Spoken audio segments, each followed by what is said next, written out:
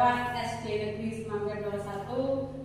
Pertama-tama marilah kita panjatkan puji syukur kepada Tuhan Yang Maha Esa, sehingga pada hari ini kita bisa berkumpul di ruangan kelas 6 dalam rangka diseminasi budidaya positif guru penggerak. Bapak Ibu guru yang saya hormati, sebelum kita mulai kegiatan pada hari ini, mari kita buka dengan bacaan basmalah. Bismillahirrahmanirrahim. Bapak Ibu guru, pada kesempatan hari ini mari kita belajar bersama-sama, berkolaborasi, saling mendukung demi mewujudkan budaya positif di sekolah kita tercinta. Bapak Guru, agar kita lebih semangat hari ini, kita mengucapkan ya sedikit ya. Hitungan ketiga, mulai berhenti. 1, 2, 3. SD Semanggi 01, Merdeka Belajar, Pendidikan Maju. Yes. Saya ulangi, mari. SD Semanggi 01, Merdeka Belajar, Pendidikan Maju. Yes. Terima kasih Bapak Ibu. Mari semangat ya. Nah, pada hari ini saya akan memaparkan tentang yang pertama, yaitu perubahan paradigma belajar. Yang kedua, disiplin positif. Yang ketiga, kebutuhan dasar manusia. Yang keempat, motivasi perilaku manusia. Yang kelima, posisi kontrol atau restitusi. Yang keenam, keyakinan kelas. Dan yang ketujuh, segitiga restitusi. Bapak Ibu guru yang saya hormati, di sini ada sebuah paparan. Di sini Bapak Ibu bisa menyetujui atau tidak dengan kalimat-kalimat yang ada di slide tersebut. Yang pertama, menurut Bapak Ibu, hukuman itu dapat mendisiplinkan anak. Bapak Ibu semua setuju apa tidak ya?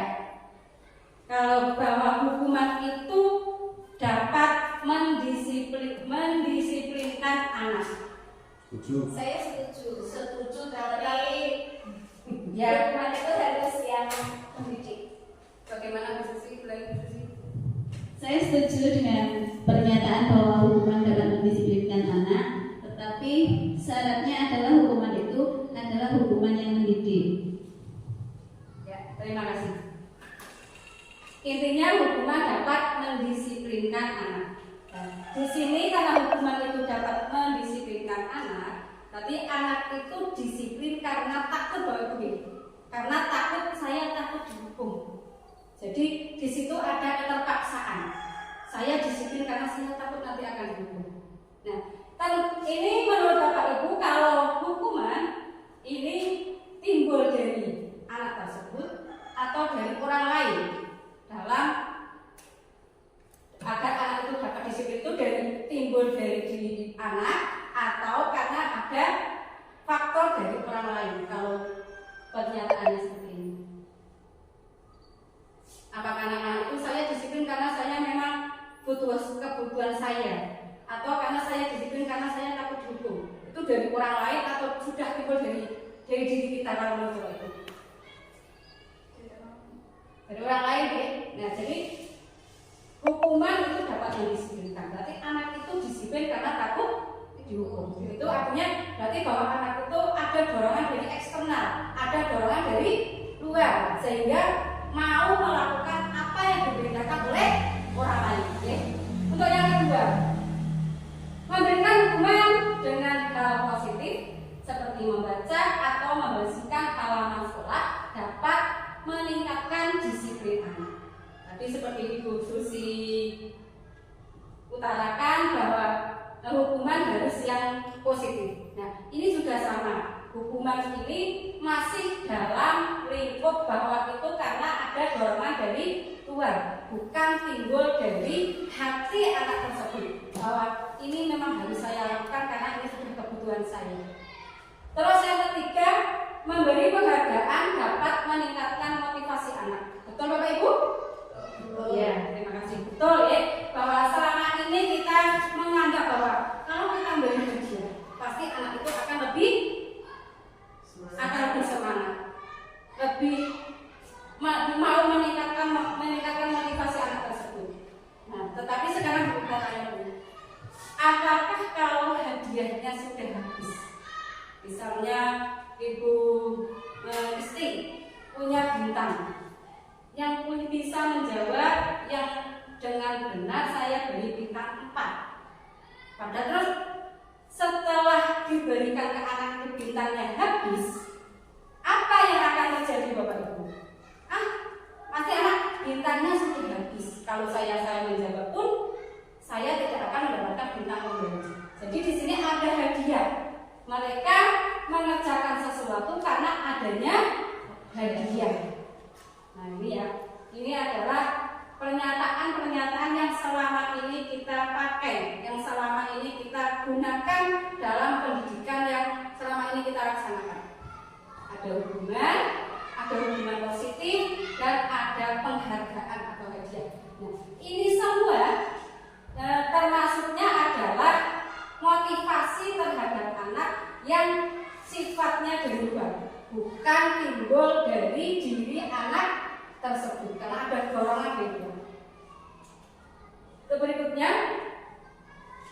pembelajaran dengan paradigma baru. Nah, sekarang kita dituntut dalam dunia pendidikan yang semakin maju, kita dituntut untuk menjadi pendidik yang memberi pembelajaran kepada anak dengan paradigma baru.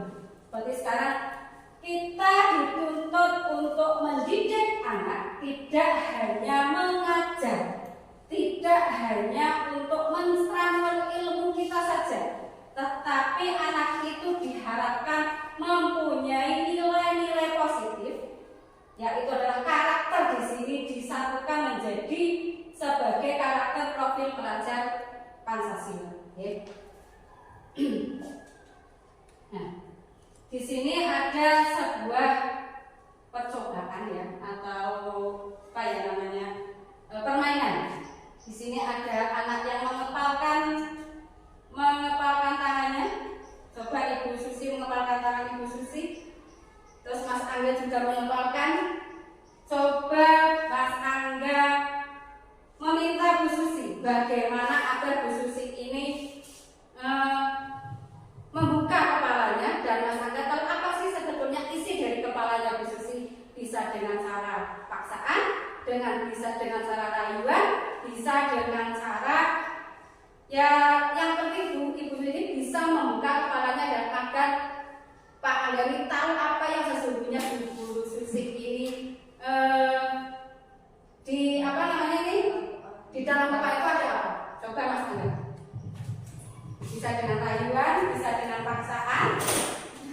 Sebenarnya mohon maaf Bu Susi, apakah boleh membuka kepalan tangan tersebut agar saya tahu apa isi kepalan tersebut? Itu Ibu. Ya. Coba Bu Susi, boleh apa tidak Bu Susi? Boleh. Oke, coba kalian buka Bu Susi. Iya. Nah, ini namanya fungsi kontrol dulu. Bahwa siapa yang bisa mengontrol kita? Itu adalah siapa menurut Ibu yang bisa mengontrol kita, yang bisa menjadikan kita mau hal itu siapa? Apakah orang lain atau diri kita? Diri kita. Sekarang saya. Coba Bu Susi merayu saya. Oh iya, Bu Istri tolong bagaimana agar kepala saya ini bisa terbuka.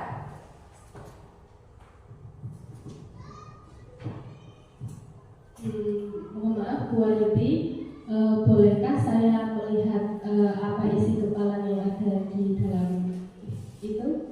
Kepala. Isi yang ada di Ya, dalam tangan. tidak mau, saya tidak mau. Saya tidak mau membuat kepala karena ini adalah rahasia saya. Ayolah. Tidak mau. Kenapa? Karena ini adalah rahasia saya. Baiklah. Oke. Nah, ini adalah contoh kontrol bahwa siapa yang bisa mengontrol kita adalah diri kita. Tidak ada paksaan dari orang lain. Dipaksa seperti apapun, kalau kita tidak mau membukanya maka tidak akan terbuka. Jadi yang bisa mengontrol diri kita adalah diri kita masing-masing. Jadi tadi hubungannya dengan disiplin itu bahwa yang bisa mengontrol anak itu ya anak itu sendiri, bukan dari orang lain. Itu ya.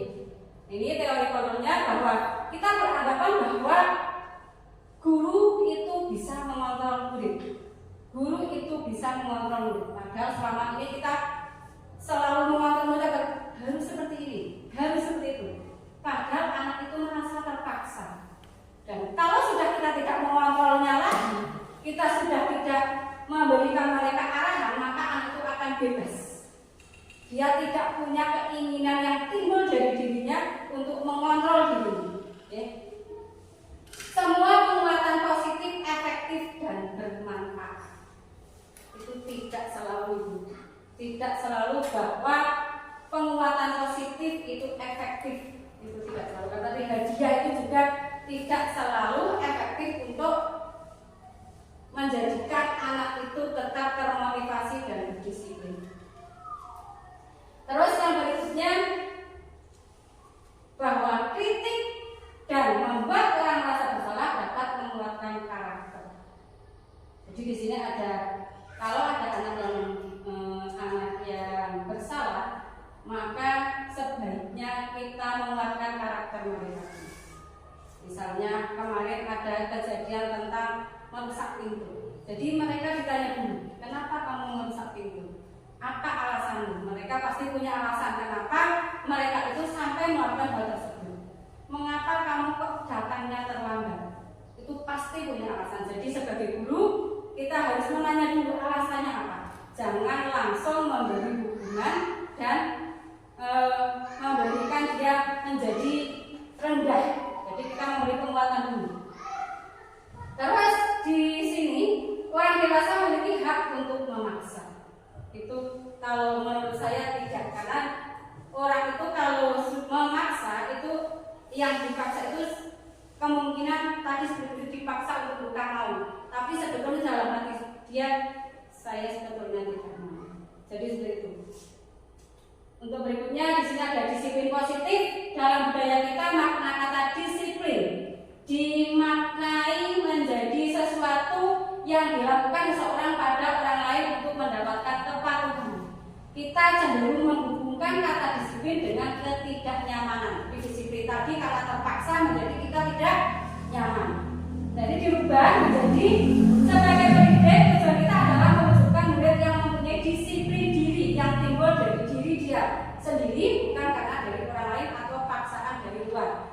Sehingga mereka bisa berperilaku dengan mengacu pada nilai-nilai kebajikan universal dan memiliki motivasi intrinsik, bukan ekstrinsik. Jadi motivasinya memang timbul dari dia, memang timbul dari anak, bukan dari orang lain atau bapak ibu guru.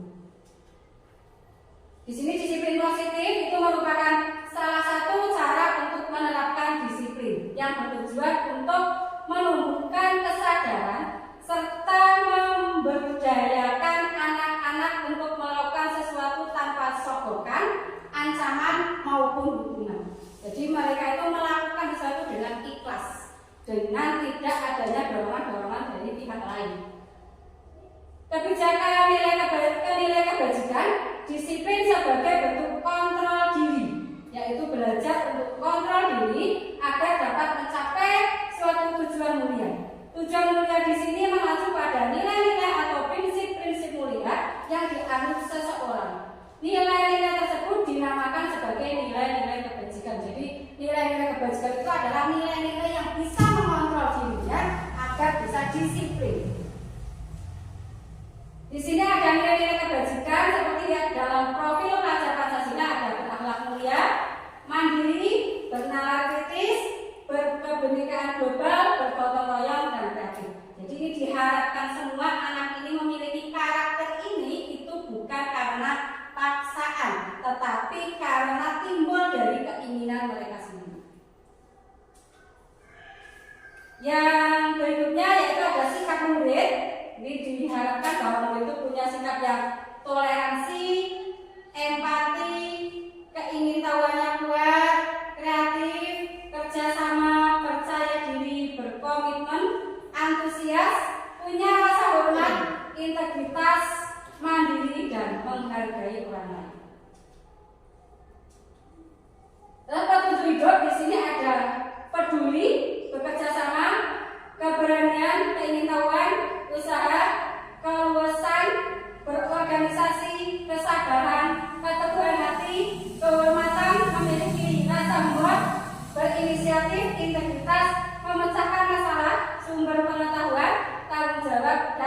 persahabatan. Nah, di sini ada yang berikutnya itu tentang kebutuhan dasar manusia. Bahwa manusia itu memiliki kebutuhan dasar. Yang pertama ada kebutuhan dasar bertahan hidup, dari kesehatan, punya rumah, bisa makan.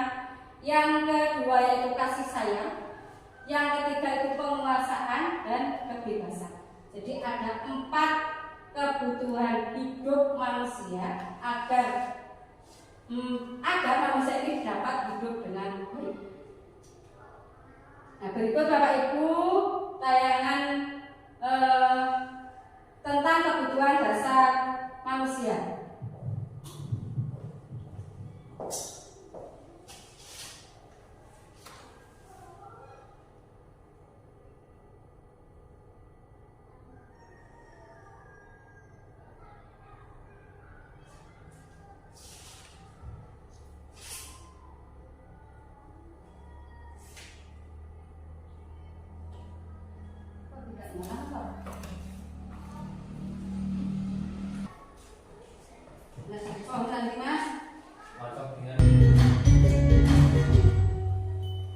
Salam dan bahagia Ibu dan Bapak Guru hebat.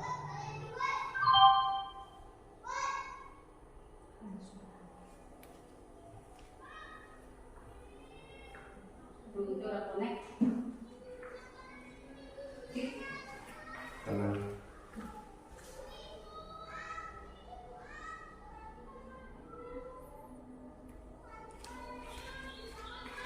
Saya korek terus. Batalnya mesti ngomong.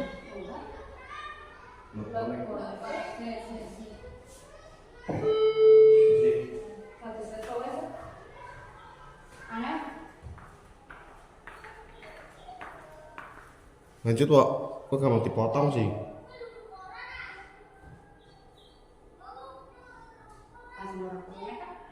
Untuk membangun budaya sekolah yang positif dengan lingkungan yang aman dan mendukung murid untuk menjadi pribadi yang berdaya, seimbang, dan bahagia, salah satu upaya yang dapat dilakukan oleh guru adalah memahami kebutuhan dasar yang mendasari perilaku murid. Pada video kali ini, kita akan membahas tentang 5 kebutuhan dasar manusia.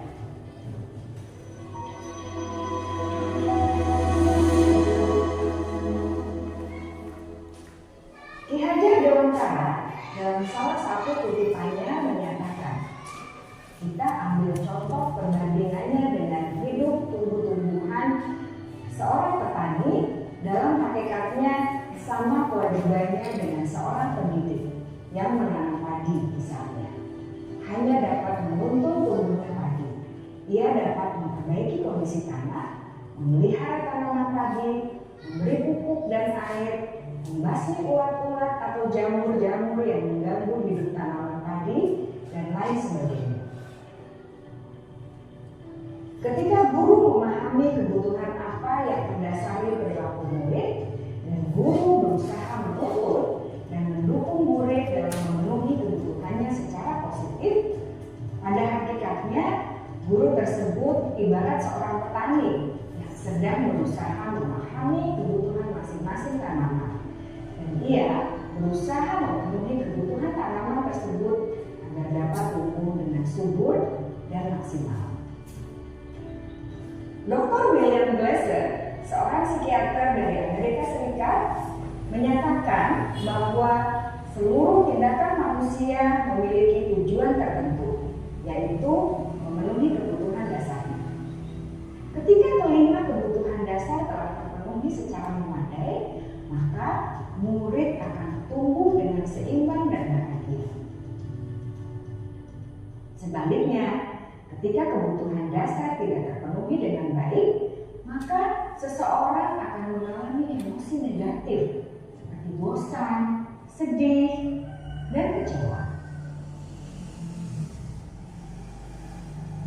Maka mereka dapat melakukan perbuatan yang bertentangan dengan nilai-nilai kebajikan atau melanggar peraturan. Dengan kata lain, perilaku buruk seseorang biasanya adalah respons dari kebutuhan yang tidak terpenuhi. Namun, mereka tidak tahu cara untuk menyampaikannya. Ada 5 kebutuhan dasar manusia menurut Dr. William Glasser, yaitu yang pertama, kebutuhan untuk bertahan hidup atau survival. Yang kedua, kebutuhan untuk merasa diterima atau love and belonging. Yang ketiga, kebutuhan akan kebebasan atau freedom. Yang keempat, kebutuhan akan kesenangan atau fun. Dan yang kelima, kebutuhan akan penguasaan atau power.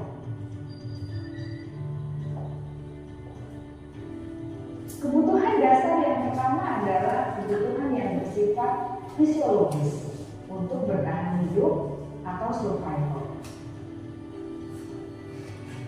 Misalnya kesehatan, rumah, dan makanan. Kebutuhan biologis sebagai bagian dari proses reproduksi termasuk kebutuhan untuk tetap bertahan hidup.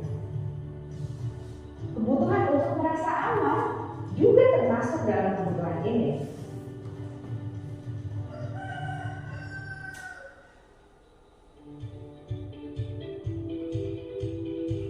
Agar murid dapat belajar dengan baik, kebutuhan mereka akan merasa aman, pangan, sandang, dan papan harus terpenuhi. Bagaimana mungkin mereka dapat belajar dengan baik bila mereka datang ke sekolah dengan perut yang lapar atau bila rumah mereka kebanjiran?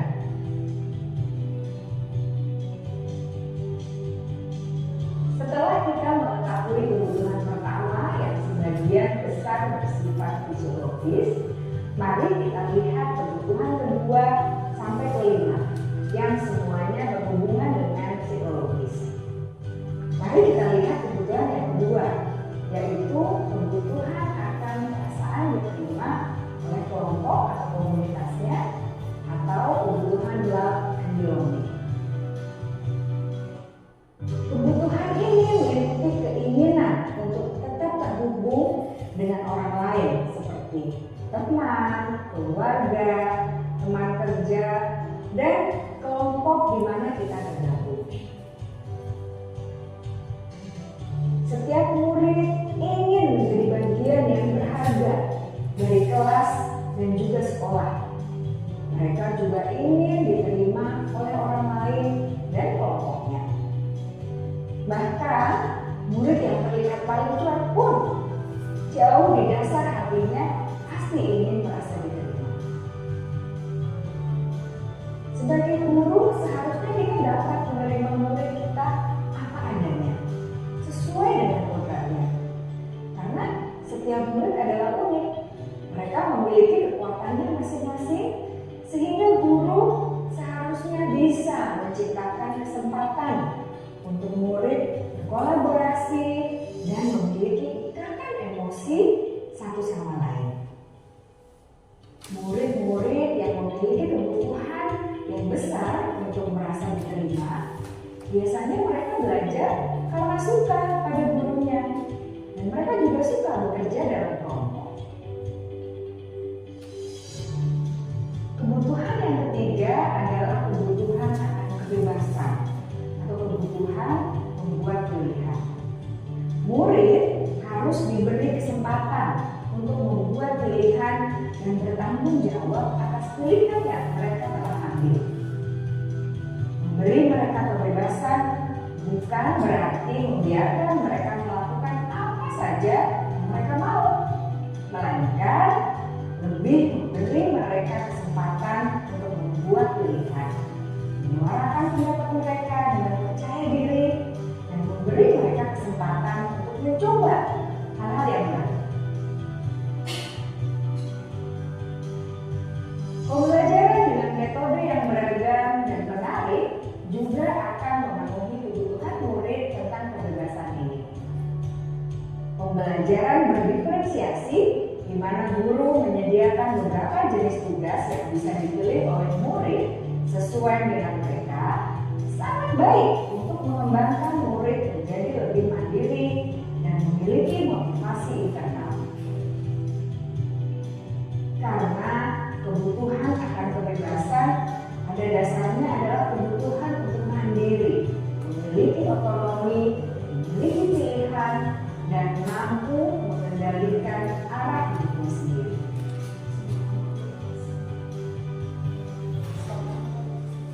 Kebutuhan yang keempat adalah kebutuhan akan kesenangan.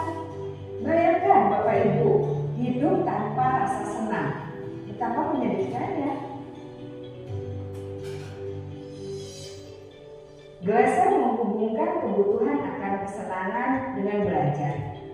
Jangan sepelekan kebutuhan murid untuk merasa senang di kelas. Sebagai guru, jangan ragu-ragu untuk dengan sengaja memasukkan kegiatan yang menyenangkan dalam kelas.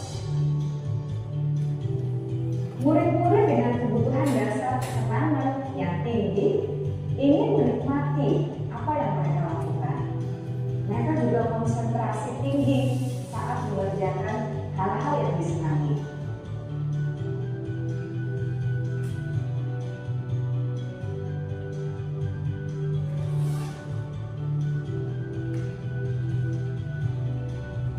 Kebutuhan yang kelima adalah kebutuhan akan penguasaan. Setiap murid memiliki kebutuhan untuk merasa kompeten, menjadi terampil, diakui pencapaian dan keterampilannya, didengarkan, bisa membuat dampak dan pengaruh, dan memiliki rasa harga diri. Mereka sebaiknya diberi kesempatan untuk membuat keputusan tentang hal-hal yang penting dalam hidupnya dan tidak merasa dikontrol oleh sistem sekolah. Pada murid yang telah menginjak usia remaja, seringkali mereka merasa tidak memegang kendali atas kehidupannya sendiri karena guru kerap kali berpengaruh dalam mengambil keputusan. Murid-murid yang memiliki kebutuhan dasar akan penguasaan yang tinggi biasanya selalu ingin menjadi pemimpin. Mereka juga suka mengamati sebelum mencoba hal-hal yang baru. Mereka juga perfeksionis dan merasa kecewa bila melakukan kesalahan.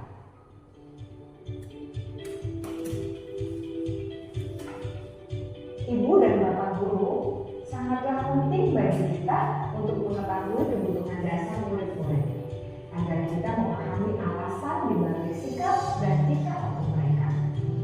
Bila murid berperilaku buruk atau melanggar peraturan sehingga tindakannya tidak sesuai dengan nilai-nilai pendidikan, maka guru harus mencari tahu alasan yang mendasari tindakan tersebut dan kebutuhan apa yang belum terpenuhi.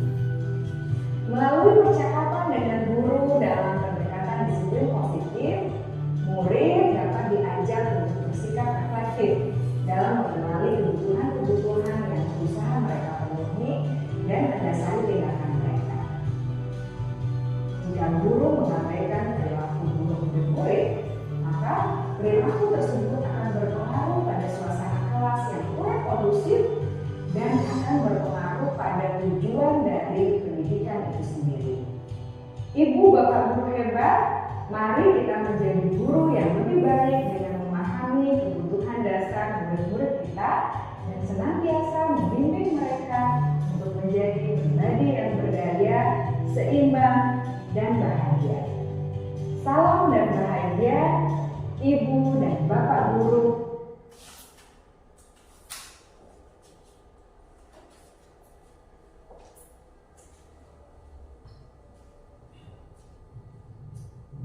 Demikian tadi Bapak Ibu contoh video tentang kebutuhan dasar manusia. Ada 5 Pak Ibu ya. Berikutnya yaitu motivasi perilaku manusia, hukuman dan penghargaan yaitu restitusi. Motivasi perilaku manusia. Motivasi perilaku manusia muncul karena adanya dorongan manusia dalam menggapai kebutuhan dasarnya. Motivasi perilaku manusia didasari menjadi 3 hal, yaitu menghindari ketidaknyamanan atau hubungan. Yang kedua, karena ingin mendapatkan imbalan atau penghargaan dari orang lain. Yang ketiga, untuk menjadi orang yang mereka inginkan dan menghargai diri sendiri dengan nilai yang mereka percaya. Jadi Bapak Ibu lebih setuju yang mana itu? Apakah perilaku mereka itu kan didasari karena ketidaknyamanan atau karena adanya hubungan, atau karena dari penghargaan atau hadiah, atau karena ingin menjadi orang yang mereka inginkan. Jadi mereka bisa menghargai diri sendiri dengan nilai-nilai kebajikan yang mereka percaya. Jadi Bapak Ibu ini bisa yang mana yang harus diterapkan kepada anak. Bapak Ibu yang 1, 2, 3 Bapak Ibu.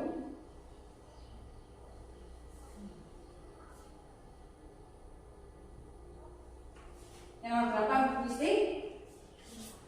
Bingung ya. Ini anak itu bertindak karena merasa dia kalau tidak bertindak seperti yang diperintahkan akan mendapatkan hukuman. Yang pertama, kalau dia bertindak karena ingin mendapatkan hadiah. Dan yang ketiga, dia bertindak untuk menjadi orang yang memang dia inginkan dan menghargai diri sendiri sesuai dengan nilai kebajikan yang ada. Jadi di sini bertindak bukan karena dorongan dari orang lain. Jadi setuju yang ketiga nih. Berikut adalah tentang ada hubungan, konsekuensi dan restitusi. Di sini bedanya antara hubungan, konsekuensi dan restitusi. Kalau hukuman itu sesuatu yang menyakitkan yang harus terjadi. Bahwa anak itu melakukan sesuatu karena kesalahannya maka dihukum. Itu kan hukuman. Kalau konsekuensi itu sesuatu yang harus terjadi. Contohnya, misalnya anak itu tidak sengaja menumpahkan minuman botolnya ke lantai.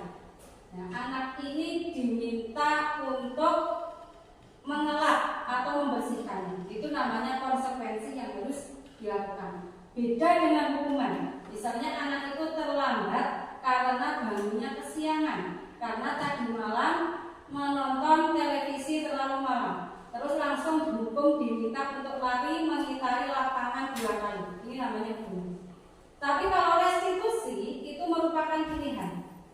Anak diberi motivasi, anak diberi ditanya apa yang terjadi dan mengapa itu dilakukan, dan ditanya pilihan-pilihan mereka setelah melakukan kesalahan itu kamu untuk memperbaikinya apa. Ini anak diberi pilihan atau diberi kesepakatan. Jadi anak ini lebih terdorong dari diri dia sendiri, bukan dari karena orang lain.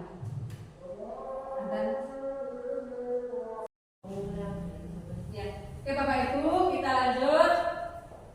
Kita bahas tentang hukuman, konsekuensi dan restitusi. Apa itu hukuman? Apa itu konsekuensi dan apa itu restitusi? Hukuman itu adalah suatu yang menyakitkan yang harus terjadi. Jadi anak ini merasa tersakiti karena hukuman tersebut. Konsekuensi itu adalah sesuatu yang harus dilakukan karena melakukan kesalahan. Sedangkan restitusi yaitu merupakan pilihan dari anak tersebut. Nah, contohnya seperti ini.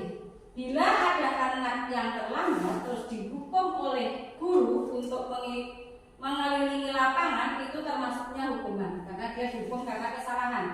Sedangkan konsekuensi, contohnya seperti pada anak itu misalnya menumpahkan air minum di lantai, dan anak itu harus membersihkan minuman tersebut dengan mengelap.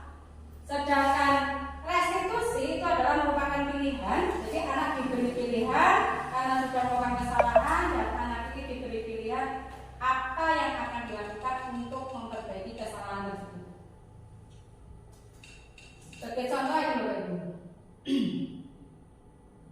Di sini apabila diberi hukuman itu anak akan belajar untuk menyembunyikan kesalahannya. Jadi anak itu kadang walaupun bersalah tapi tidak mengaku karena menyembunyikan dirinya dari kesalahan karena takut dihukum. Sedangkan konsekuensi itu anak akan cenderung belajar taat peraturan, bukan dari dalam diri tapi hanya taat peraturan. Sedangkan restitusi ini anak dapat memecahkan masalah yang dia lakukan dengan pilihan-pilihan yang mereka ambil sendiri.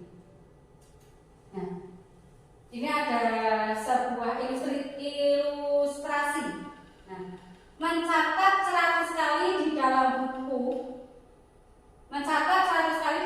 kalimat, saya tidak akan terlambat lagi karena terlambat sekolah ini diminta untuk mencatat 100 kali kalimat, saya tidak akan terlambat lagi. Ini menurut Bapak Ibu, ini termasuknya hukuman atau konsekuensi? Hukuman. Dan ini ya, membersihkan tumpahan air di meja tulis karena tersenggol pada saat belajar. Konsekuensi. Nah, ini adalah bahwa contoh antara hukuman dan konsekuensi.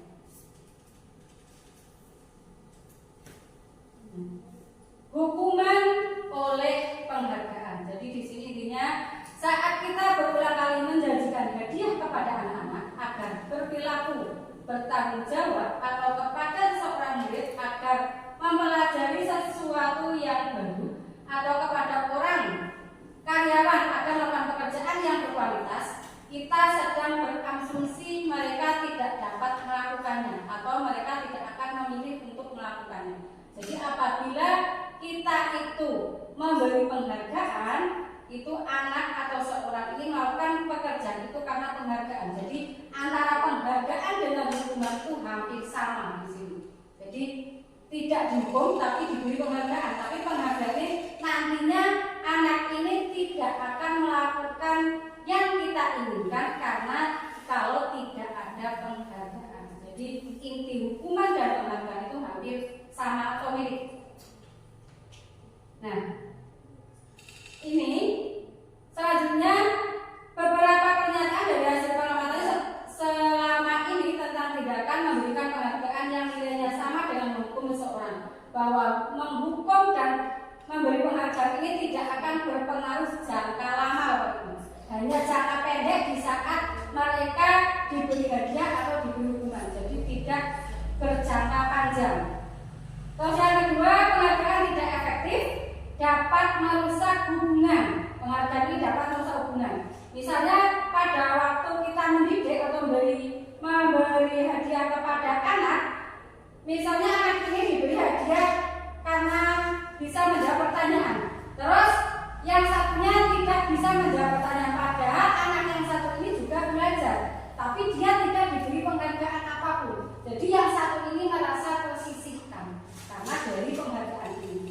Yang diberikan itu terus, kenapa saya tidak diberi penghargaan? Apa karena saya bodoh? Apa karena saya tidak bisa menjawab? Jadi yang orang lain yang tidak diberi penghargaan ini merasa tersisihkan. Jadi ini mengurangi merusak hubungan, juga mengurangi ketepatan, menurunkan kualitas, mematikan kreativitas, menghukum penghargaan, menghukum dan motivasi dari dalam diri atau intrinsik.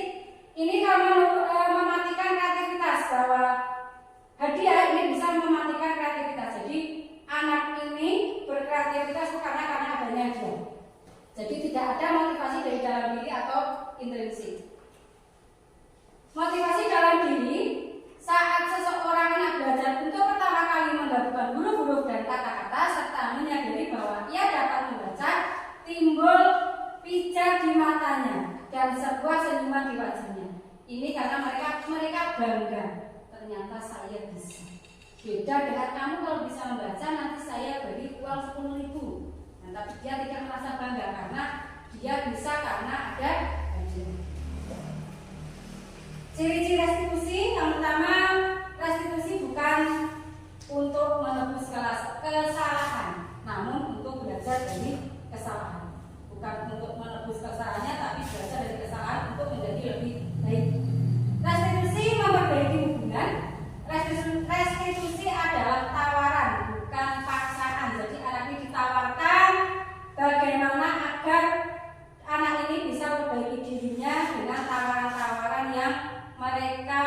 inginkan atau mereka setujui. Restitusi menuntut untuk melihat ke dalam diri, apa yang terjadi dalam dirinya dan bagaimana harus melakukan hal yang lebih baik ke depan. Restitusi diri adalah cara yang paling baik. Restitusi fokus pada karakter, bukan tindakan. Jadi karakter ini akan tertanam dalam diri anak. Restitusi menguatkan, restitusi fokus pada solusi, bukan fokus pada masalah yang sudah dilakukan. Restitusi mengembalikan murid yang berbuat salah pada kelompoknya. Jadi anak ini walaupun sudah melakukan kesalahan, tapi anak ini tidak begitu merasa bersalah sehingga tidak berani kembali ke kelompoknya karena sudah salah. Tapi dengan adanya restitusi, maka anak ini bisa merasa oh ya, saya punya harga diri. Jadi mereka bisa kembali ke kelompoknya kembali. Jadi di sini adalah kesimpulannya bahwa restitusi itu adalah sebuah pendekatan atau cara menanamkan disiplin positif pada murid.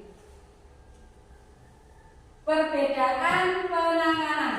Di sini siswa diberi hukuman lari keliling lapangan 3 kali atau siswa membersihkan toilet, ini adalah hukuman.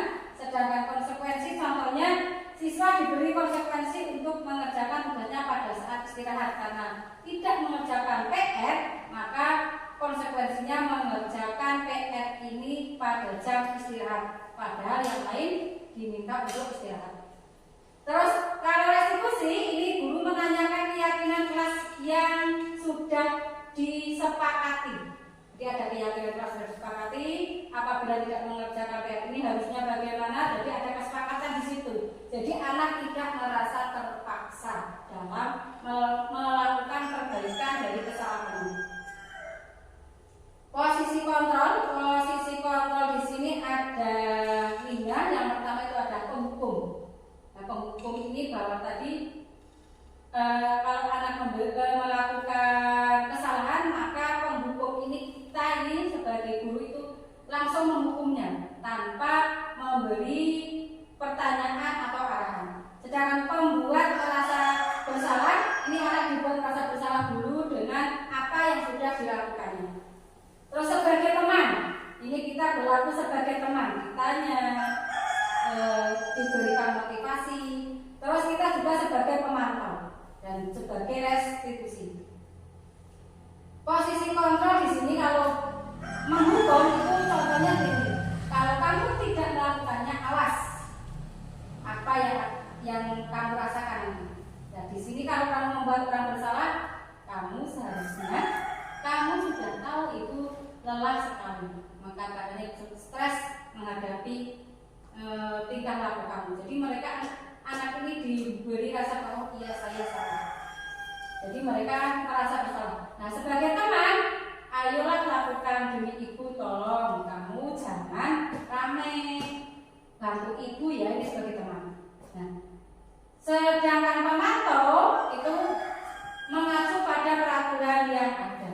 Jangan sebagai manajer itu menghargai diri sendiri, apa yang kita yakini, apa yang bisa kau kerjakan untuk memperbaiki masalah ini. Jadi anak ini diberi pertanyaan untuk memperbaiki dirinya. Jadi anak ini menjawab sendiri apa yang harus dia kerjakan. Jadi anak ini punya tanggung jawab dalam melaksanakan hal-hal untuk memperbaiki dirinya.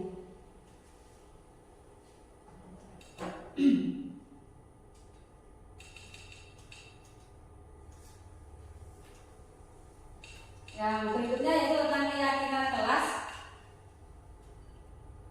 Nah, di sini ada keyakinan kelas dan peraturan kelas. Nah, kenapa keyakinan kelas bukan peraturan kelas saja? Dan selama ini yang kita anut adalah peraturan atau tata tertib, seperti tata tertib SD Negeri Semampir 01, peraturan SD Negeri Semampir 02. Di sini kita ubah menjadi keyakinan kelas. Bedanya antara keyakinan kelas dengan peraturan kelas itu, kalau keyakinan kelas itu dibuat bersama-sama oleh murid. Jadi di sini tidak ada unsur paksaan. Sedangkan peraturan kelas di sini murid hanya diminta untuk mentaatinya, tidak diberi kesempatan mereka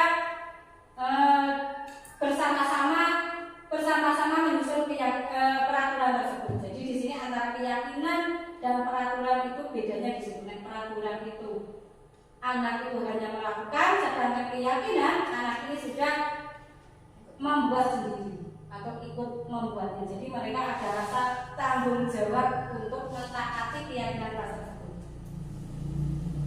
Di sini untuk mendukung motivasi implisit, nah, manfaat dari keyakinan kelas ya, itu ada manfaatnya.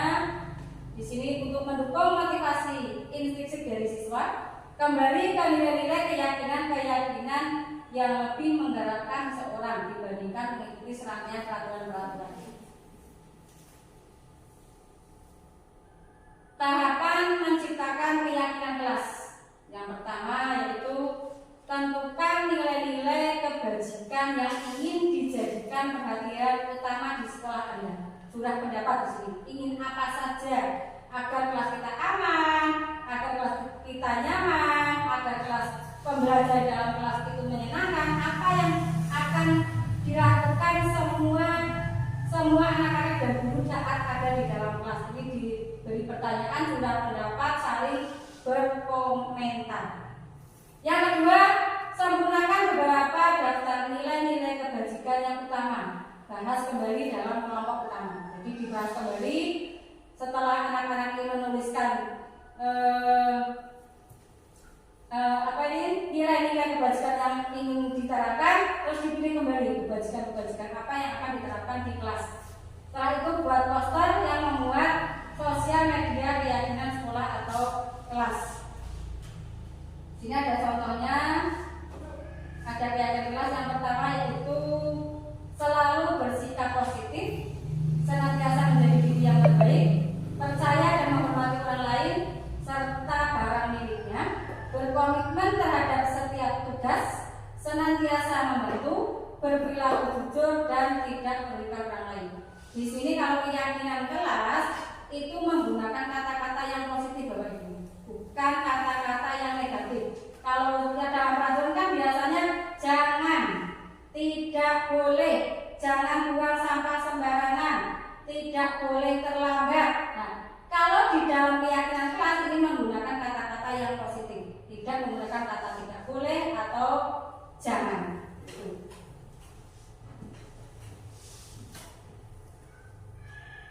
Nah, ini peraturan dan keyakinan kelas. Peraturan di sini kalau contoh peraturan kembalikan barang ke tempatnya. Berarti ini termasuknya keyakinan kelas tanggung jawab. Dilarang mengganggu orang lain. Nah, di sini untuk keyakinan kelasnya diubah menjadi menghormati orang lain. Hadir di sekolah 15 menit sebelum pembelajaran dimulai. Berarti menghormati orang lain atau berkomitmen. Dilarang melakukan kekerasan. Di sini keselamatan, menghormati orang lain. Dilarang menggunakan narkoba, ini keyakinan kelas kita kesehatan, bergantian atau menunggu giliran, menghormati orang lain atau bersabar. Dilarang merokok, itu tentang kesehatan dan keselamatan. Gunakan masker, kesehatan dan keselamatan. Jangan berlari di kelas atau koridor, itu adalah tentang keselamatan dan keamanan. Ini jadi keyakinan kelas ini menggunakan kata-kata yang positif. Untuk berikutnya tentang segitiga restitusi. Apa itu segitiga restitusi? Segitiga restitusi ini digunakan untuk memberikan anak agar anak ini memperbaiki dirinya sesuai dengan keyakinan mereka masing-masing. Ada di sini ada 3 tahapan. Yang pertama yaitu menstabilkan identitas. Dalam menstabilkan identitas, anak ini diberi pertanyaan-pertanyaan yang membangun. Atau misalnya anak melakukan kesalahan, maka anak ditanya, kenapa kamu melakukan kesalahan ini? Kamu pasti punya alasannya. Coba ceritakan alasannya. Jadi anak diberi pertanyaan-pertanyaan yang agar mereka tidak merasa terlalu bersalah. Yang kedua, validasi tindakan yang salah. Nah, di sini memvalidasi tindakan, apakah tindakan yang kamu lakukan itu betul atau tidak? Apakah sesuai dengan keyakinan kelas kita apa tidak? Nah, jadi anak di sini ditanya, ternyata oh tidak. Nah, setelah sudah ditanya, maka kita melanjutkan ke menanyakan keyakinan. Jadi apakah ini sudah sesuai dengan keyakinan kelas kita? Kalau tidak sesuai, seharusnya kamu harus bagaimana? Yang sesuai dengan keyakinan kelas kita. Jadi ini ditanya dan tidak langsung diberi hukuman. Jadi karena anak ini melakukan sesuatu itu karena pasti punya alasan-alasan tertentu. Di dalam menstabilkan identitas kita bisa menggunakan pertanyaan-pertanyaan seperti ini. Oke, berbuat salah tidak apa-apa. Itu sudah manusiawi. Tidak ada manusia yang sempurna. Saya juga pernah melakukan kesalahan seperti itu. Kita bisa menyelesaikan masalah ini. Bapak Ibu tidak tertarik mencari siapa yang salah, tapi Bapak Ibu ingin mencari solusi dari permasalahan ini. Jadi tidak mencari kesalahan, tetapi mencari solusi dari kesalahan. Kamu berhak merasa begitu. Apakah kamu sedang menjadi teman yang baik buat dirimu sendiri? Jadi di sini anak diberi pertanyaan-pertanyaan romantik yang anak itu nantinya bahwa walaupun sudah melakukan kesalahan, tapi dia punya kesempatan untuk memperbaikinya. Terus berikutnya validasi tindakan yang salah. Di sini membantu siswa mengenali kebutuhan yang ingin dipenuhi ketika melakukan kesalahan. Jadi mereka melakukan kesalahan itu karena ingin seperti apa? Ingin memenuhi kebutuhan seperti apa? Apakah kesenangan? Tadi kebutuhan ada kesenangan, ingin diakui, atau karena kebutuhan? Ya, saya memukul anak ini karena saya senang, Bu. Karena saya senang anaknya harus menangis. Saya bahagia kalau melihat dia menangis. Ini karena kesenangan. Jadi kebutuhan apa yang mereka inginkan dari mereka berbuat salah tersebut. Ini contoh kecilnya. Yang berikutnya itu menanyakan keyakinan. Anak melihat kesalahannya dihubungkan dengan norma sosial dan nilai-nilai yang mendasari manusia berinteraksi dengan orang lain.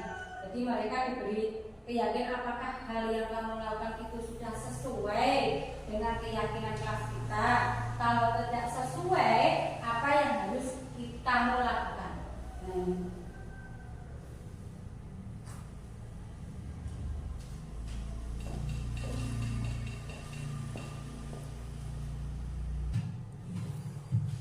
Bapak Ibu, nah simpulannya seperti ini. Dalam menerapkan disiplin positif, hendaknya guru memiliki standar kepribadian, profesional dan sosial yang baik, di mana guru mampu berefleksi pada posisi kontrolnya saat ini. Bagaimana perjalanan dirinya sebagai seorang among atau posisi manajer yang menuntun murid-murid menjadi insan yang mandiri, merdeka dan bertanggung jawab sesuai dengan pemikiran Ki Hajar Dewantara bahwa guru itu hanya sebagai pamong yang menuntun tingkah laku anak sesuai dengan kodrat yang dimiliki anak tersebut, tidak bisa merubah kodrat yang dimiliki anak. Sekian, terima kasih. Ya. Demikian Bapak Ibu paparan dari saya. Mohon maaf atas segala kekurangan. Saya akhiri. Wassalamualaikum warahmatullahi wabarakatuh. Waalaikumsalam warahmatullahi wabarakatuh. Videonya berangkat. Bapak Ibu, jadi bisa kita simpulkan bahwa dalam menerapkan disiplin positif, hendaknya guru memiliki standar kepribadian, profesional dan sosial yang baik, di mana guru mampu berefleksi pada posisi kontrolnya saat ini. Bagaimana perjalanan dirinya sebagai seorang among atau sebagai manajer yang menuntun murid-murid menjadi insan yang mandiri, merdeka dan bertanggung jawab sesuai dengan pemikiran Ki Hajar Dewantara bahwa guru pendidik itu sebagai among untuk menuntun tingkah laku anak sesuai dengan kodrat yang mereka miliki. Ya, begitu Bapak Ibu Guru. Terus selanjutnya, apakah dari Bapak Ibu Guru ada pertanyaan? Monggo saya persilakan. Ya, Bu Jemi.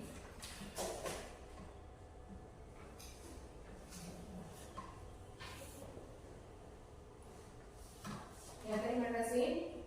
Saya akan bertanya mengenai materi yang telah Ibu sampaikan tadi. Dari paparan yang telah Anda sampaikan tadi, berarti di sini Anda lebih memilih restitusi daripada memberikan hukuman ataupun penghargaan. Yang saya ingin tanyakan adalah tindak lanjut atau apa yang akan Anda lakukan sebagai tindak lanjutnya.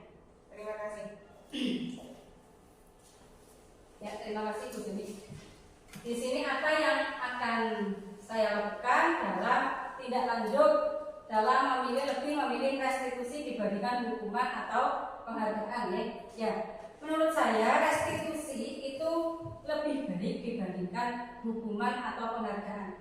Karena anak ini akan lebih memiliki motivasi dari dalam diri mereka, tidak karena motivasi dari pihak luar atau orang lain. Jadi mereka punya keinginan bahwa mereka itu melakukan ini itu karena saya butuh, karena memang ini yang saya butuhkan.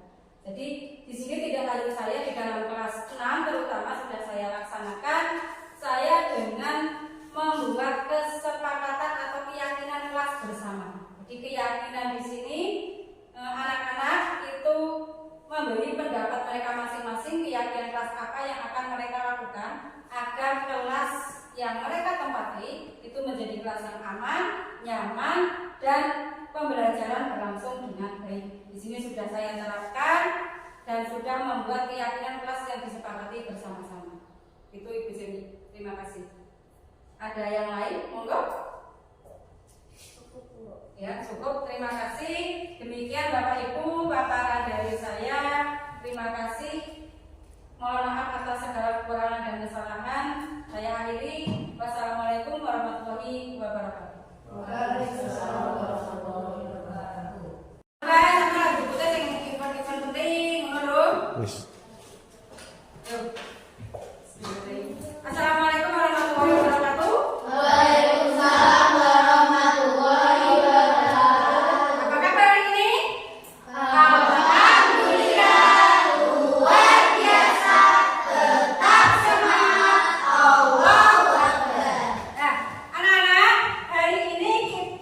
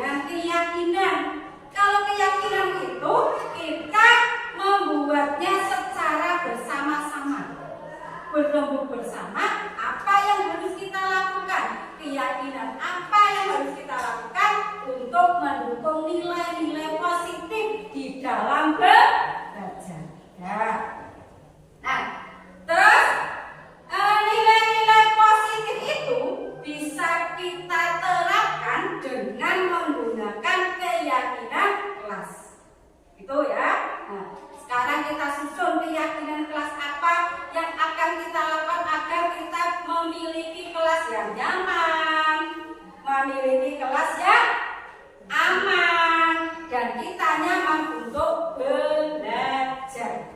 Setuju? Setuju. Ya. Nah, keyakinan kelas ini itu menggunakan kata-kata yang positif, yang memiliki nilai-nilai positif.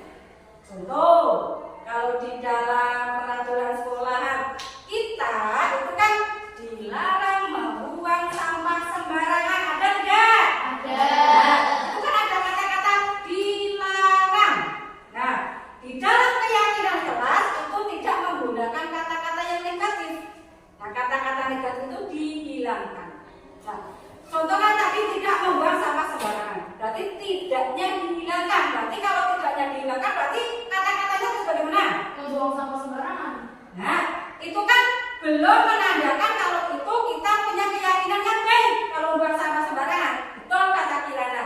Berarti sebaiknya kata-kata itu jangan menggunakan tidak, tapi buang sampah di tempat sampah. Berarti tidaknya hilang menjadi kata yang positif, menjadi kalimat yang memiliki nilai positif. Paham?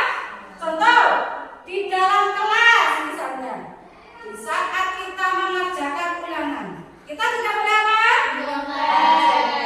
Tidak boleh mencontek saat ulangan. Tidak boleh mencontek itu kata-katanya kalau tidaknya hilang itu termasuk kata perbuatan kita yang jujur. Berarti kita berubah menggunakan kalimat jujur. Jujur dalam belajar. Seperti itu ya. Nah, mari kita membuat kesepakatan bersama, keyakinan bersama yang nantinya kita lakukan bersama-sama dengan penuh tanggung jawab. Nah, kalau sudah terbentuk keyakinan kelas yang sudah kita buat bersama-sama, maka kalian nanti tidak ada keterpaksaan untuk melakukannya karena kita sudah menyepakati bersama-sama. Tidak ada katanya harus saya seperti ini, saya harus seperti tidak. Tapi kita sudah memiliki keyakinan dari dalam diri kita, sudah tumbuh dari diri kita. Oh iya, kalau saya berbuat seperti ini, nanti akibat yang saya alami seperti ini itu sudah dari dalam diri kita. Contoh, sering tidak masuk sekolah, itu kalian rugi apa tidak? Rugi. Kalian harus punya keyakinan kalau saya hari ini tidak masuk, saya tidak mendapatkan ilmu yang disampaikan oleh guru hari ini. Itu punya keyakinan. Jadi kalian sebaiknya saya masuk, sebaiknya saya tidak terlambat. Itu ya. Jadi kita keyakinan itu timbulnya dalam diri kita, hati kita, bukan dari orang lain. Kalau peraturan kan dari orang lain. Nah, peraturan dari bapak kepala sekolah tidak boleh datang terlambat itu kan dari orang lain. Tapi kalau kita punya keyakinan diri kita, saya tidak boleh datang terlambat. Kalau terlambat nanti saya tidak kebagian Asmaul Husna. Nah, itu kan punya keyakinan. Jadi keyakinan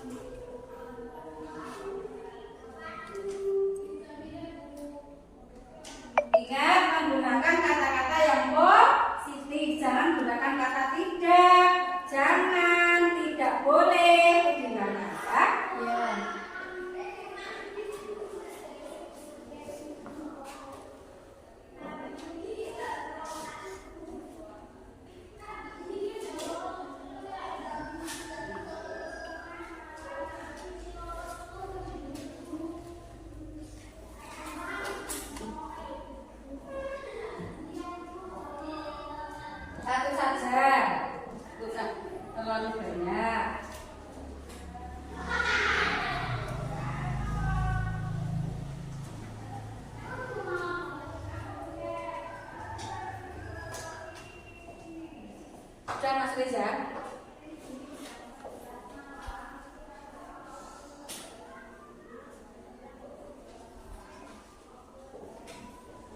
Sudah selesai? Sudah. Ya, kalau sudah selesai kalian tempel keyakinan kelas yang sudah kalian tulis ke dalam papan keyakinan kelas di depan. Dari Sandra, tempel Sandra. Ya, terus lanjut Mas Reza. Oke, lanjut Sandra, anu sapa Reza?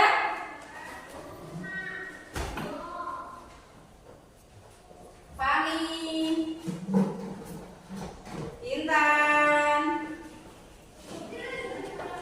Desti, Nesa, Kesha,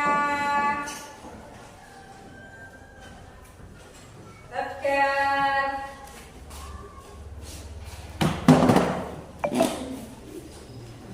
Kirana,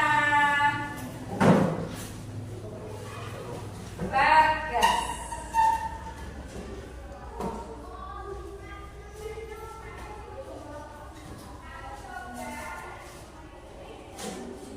Oke, sekarang kita pilih bersama-sama ya. Yang pertama ada melaksanakan tiket kelas dari Kirana. Yang kedua Bagas menjadi pribadi lebih jujur dan rajin belajar. Oke. Yang ketiga menjaga fasilitas kelas. Oke. Membuang sampah pada tempatnya. Ya, bagus. Menjaga fasilitas kelas, ini sudah ada, guru ambil ya yang satu. Membuang sampah pada tempatnya. Oke. Ingin kelasnya menjadi bagus dan bersih. Menjaga kelas agar tidak kotor. Tidak mencontek. Terus menjaga fasilitas ya. Di sini yang tidak mencontek kita ganti dengan kata-kata jujur. Oke. Ada